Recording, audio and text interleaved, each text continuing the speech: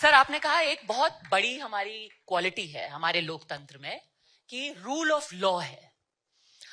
पर आप जिस शहर से आते हैं, जहां के चुने हुए आप सांसद हैं, वहां कुछ एक ऐसी घटना हुई जिसको लेकर के रूल ऑफ लॉ पे ही सवाल उठने लगे। एक आदमी आता है, राजनीतिक विश्लेषक / कॉमेडियन, वो एक वीडियो बनाते हैं, उसके बाद वहां जाकर के तोड़फोड़ हो जाती है। वो एक पोस्ट करते हैं, कहते हैं दी ओनली वे फॉरवर्ड, आगे का रास्ता अब संविधान दिखाएगा। रूल ऑफ लॉ का हम अपना छवि कैसे कायम रख सकते हैं अगर एक जोक पे, एक व्यंग पे किसी के वहां पे तोड़फोड़ हो जाती है? और मैं बीएमसी के एक्शन की बात नहीं कर रही सर, जो शिव सैनिकों ने किया। पहली बात तो राजनीतिक विशेषज्ञ एक कॉमेडियन को बोलना तो कुछ जरा जाती हो गई राजनीतिक विशेषज्ञ पे। मैं समझता हूं कल कोई उनको जर्नलिस्ट बोल दे तो आपको आपत्ति होगी जरूर। ऐसे ही जितने राजनीतिक विशेषज्ञ हैं वो जरूर इस बात को स्वीकार तो नहीं करेंगे। और वैसे हमारा अनुभव भारत की राजनीति में भी कई कॉमेडियंस आए हैं। कुछ तो मेरी पार्टी में भी आए थे, कुछ आपकी दिल्ली में कई वर्ष तक जो सरकार चली उस पार्टी में भी रहे हैं। तो कॉमेडियंस को अपना काम करना चाहिए, बजाय के दूसरों के ऊपर इस प्रकार की टिप्पणी करें जो एक तरफ तो बेबुनियाद हो पर दूसरी तरफ बहुत ही आपत्तिजनक हो। और कानून में किसी को गद्दार बोलना, किसी को ट्रेटर बोलने का अधिकार मैं समझता हूं नहीं दिया जाता है। जब तक कोई ठोस सबूत हो, जब तक उसके कोई कानूनी दस्तावेज हो और कानून के माध्यम से ये तय किया जा सकता। इस प्रकार की टिप्पणियों को मैं नहीं समझता हूं कि कोई भी देश का कानून स्वीकार करेगा, खास तौर पे जब उच्च कॉन्स्टिट्यूशनल अथॉरिटीज के ऊपर लोग इस प्रकार का टिप्पणी करें या व्यंग करें। कल को इस प्रकार की छूट दे दी जाए तो आपको याद होगा एक समय बड़ा डिबेट हुई थी कि क्या भारत के भगवान को या भारत की जो आराध्य देवियां हैं, देवियों को जिस प्रकार से प्रदर्शित किया जाता था, क्या ये छूट दे दी जा सकती है? जिस प्रकार की भद्दी तस्वीरें कुछ लोग आर्टिस्टिक फ्रीडम के नाम पे निकालते थे, क्या ये फ्रीडम दूसरे धर्मों में है क्या?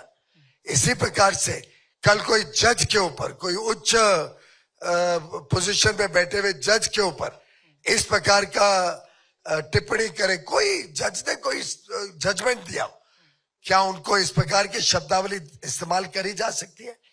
मैं नहीं समझता हूं कि कोई भी देश का कानून इसको स्वीकार करेगा और इसको परमिट करेगा।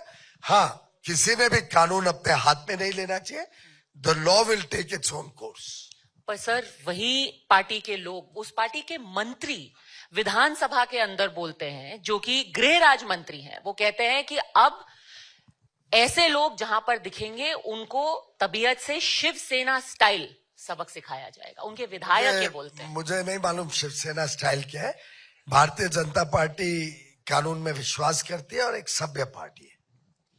कई लोग ये भी कह रहे हैं कि ये जो महाराष्ट्र में हुआ, क्या ये एक तरीके से, चलिए कॉमेडियन है, किसी और को संदेश तो दिया ही गया है, शिवसेना स्टाइल की जो बात की गई, क्या ये संदेश भारतीय जनता पार्टी के लिए भी उतना ही था कि हमें हल्के में मत लीजिए? क्योंकि बस 22 फरवरी को ही एकनाथ शिंदे जी ने एक वक्तव्य दिया था, जब कुछ एक खींचतान की बात आई तो उन्होंने कहा था।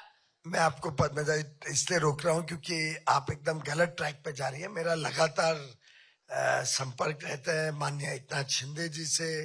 उनका लड़का हमारा माननीय सांसद है लोकसभा में, श्रीकांत, बहुत ही स्वीट लड़का है। दोनों पूरे परिवार से हमारे अच्छे घनिष्ठ संबंध है। और मैं समझता हूँ ये जो मीडिया स्पेकुलेशन है, ये आप लोग को हेडलाइन ढूंढते रहना पड़ता है। आजकल कुछ ज्यादा विवादित कुछ बातें हो नहीं रही है, तो ऐसे कुछ ना कुछ ढूंढते रहते हैं। बड़े घनिष्ठ संबंध है हम सबके, बड़ी अच्छी सरकार चल रही है। महाराष्ट्र फिर एक बार तेज गति से विकास के मार्ग पे चल निकला है।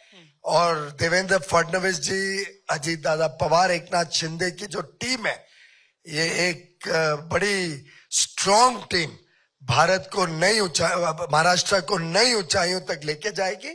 और विकसित भारत में विकसित महाराष्ट्र की अहम भूमिका, जो आज महाराष्ट्र नंबर 1 है, आगे भी महाराष्ट्र नंबर 1 स्टेट ही रहने वाला है। आपने समय निकाला, आपने इतने व्यस्त शेड्यूल से। We wish you the very best. Piyush Goyal ji, बहुत बहुत धन्यवाद हमारे मंच पर आने के लिए। धन्यवाद।